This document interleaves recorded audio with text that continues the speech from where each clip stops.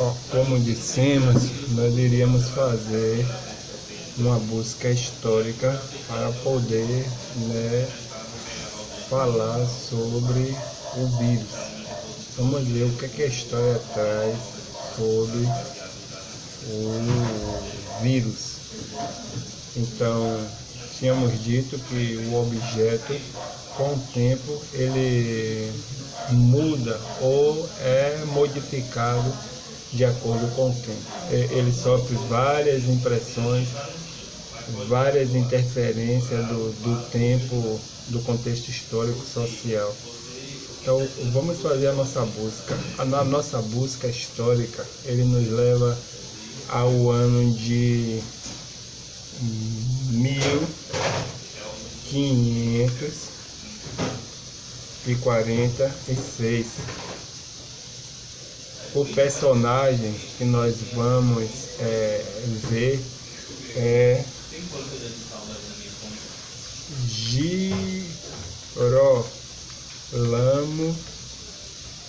Fracastório. Você vê que assim que você digita no Google o ano e você digita o primeiro nome, aparece aí.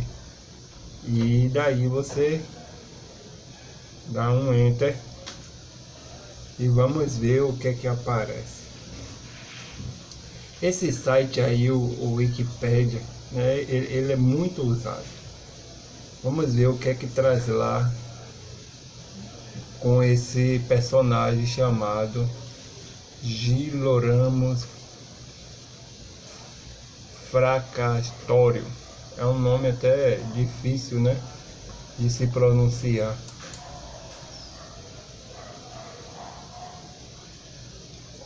Aí, então, Girolamo Fracastório, nascido de uma antiga família veronesa, foi educado em Pádua, onde aos 19 anos de idade foi nomeado professor da universidade. Por conta de uma eminência na prática de medicina, foi eleito médico do Concílio de Trento. Então, nas nossas pesquisas, ela nos trouxe até esse homem aqui. Vou colocar aqui que você vai poder ver a imagem dele. Então tá aí, né, fazendo uma simples pesquisa no Google, você pode ver. E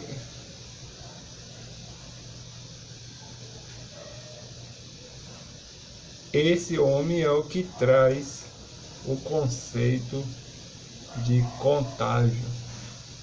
Deixa eu te mostrar que a pessoa a qual, né, nós estamos falando, nesse ano, no século XVI, trazia já conceito de contágio. Ele falava sobre doenças infecciosas. Eu estou fazendo questão de fazer as duas coisas juntas, né? Falar e ao mesmo tempo mostrar, porque você mesmo depois pode fazer a sua pesquisa. Talvez se você até ache muito mais coisas do que eu. Então veja lá o que é que está dizendo, que em 1546 ele propôs que as doenças infecciosas fossem causadas por minúsculas partículas transferíveis ou esporos, fazendo uma pesquisa na semântica para ver o que é esporos. Esporos é semente, pelo menos no dicionário que eu pesquisei.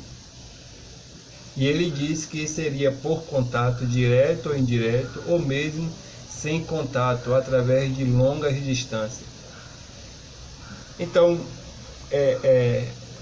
essa ideia, né, de contágio, na medida que, na proporção que você está vendo hoje no século XXI, em 1546, esse Girolamo Fracastório, ele já dizia e falava sobre isso. Agora, O que você tem que prestar atenção nessas coisas é o que é tese, ou melhor, o que são afirmativas e o que é o acontecimento de fato.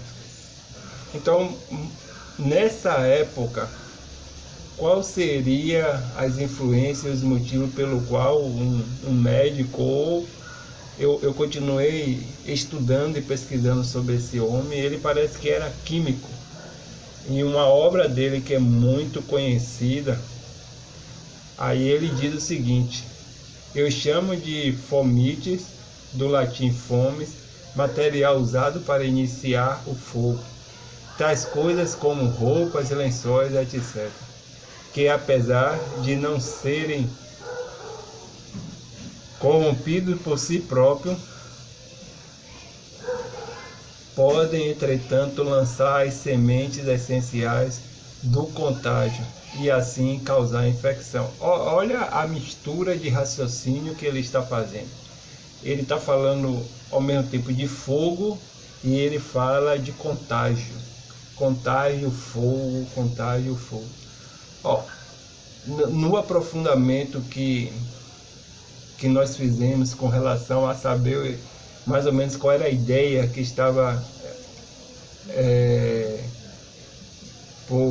por essas afirmativas, ou que estava a pessoa que estava formulando essas coisas, no que ele estava pensando, qual era o seu contexto histórico social, o que acontecia.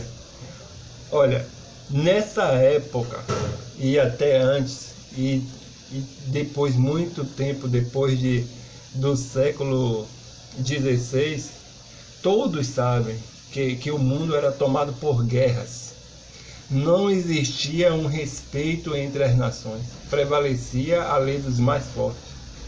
Era comum nação contra nação, e depois da guerra havia, um monte de mortos, e esses mortos ficavam expostos lá. Então, durante muito tempo era assim que acontecia. Então, o que eu consegui observar, que essa ideia de que a infecção é por ar e até sem contato direto, só pode ser você estar em um contexto onde tem muito material orgânico, e todos sabem que quando o material orgânico, um cadáver, fica exposto, seja lá de qual animal for, vem o micro-organismo e decompõe aquele animal. Agora imagine um corpo humano em decomposição, exposto ao céu aberto, e imagine não só um corpo humano, mas centenas, dezenas e milhares, e talvez em algumas guerras milhões de mortos em estado de putrefação. Até para se sepultar esses mortos era difícil. E aí a gente tem um exemplo bem próximo de nós, que foi o Holocausto, o genocídio cometido pela Alemanha ou por Hitler, e as imagens mostram que até para poder sepultar as pessoas era muito difícil. Então não dá para poder a gente acreditar e aceitar determinado raciocínio dessas pessoas, ou de vários homens que contribuíram ao longo da história, sem pensar e raciocinar. Embora ele esteja fazendo a afirmativa, mas aqui não há um experimento para poder comprovar que essa afirmativa, que a infecção é feita dessa maneira, realmente aconteça. Agora, uma coisa que eu vejo é que a ideia desse homem, ou se não foi dele, ou foi de pessoas que o antecederam, ou até posterior a ele, depois continuaram, você consegue ver hoje no século XXI. Então, o que se diz é que um patógeno, um vírus, que não tem início, meio e fim, simplesmente surge para poder contaminar e disseminar ou se multiplicar na sociedade onde a gente vive. Então, a gente chegou até esse homem. Eu acho que a ideia dele, ou muitas coisas que ele fala, você pode ver naquele formato, né, do Covid, aquela bola redonda com aqueles espinhos, ou aquelas coisas pontiagudas, não sei. E então, veja em que anos nós estamos, no século XVI, né?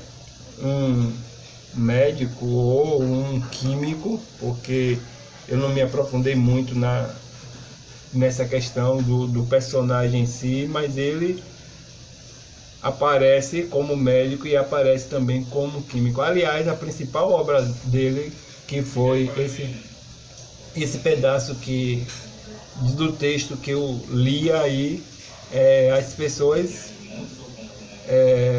pensam ou falam, até comentam de que ele está falando sobre elementos químicos e reações químicas. Você vê que ele falou sobre fogo e ao mesmo tempo ele falou sobre contaminação. Ele falou sobre roupas e depois ele falou sobre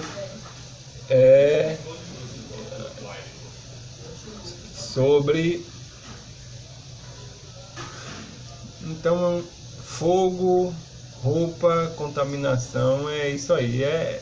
Isso é meio esquisito, porque são acontecimentos que não tem nada a ver com o contexto que nós estamos hoje. Mas se eu não estou enganado, esse homem, né, esse médico ou esse químico, ele é um personagem muito falado na literatura médica.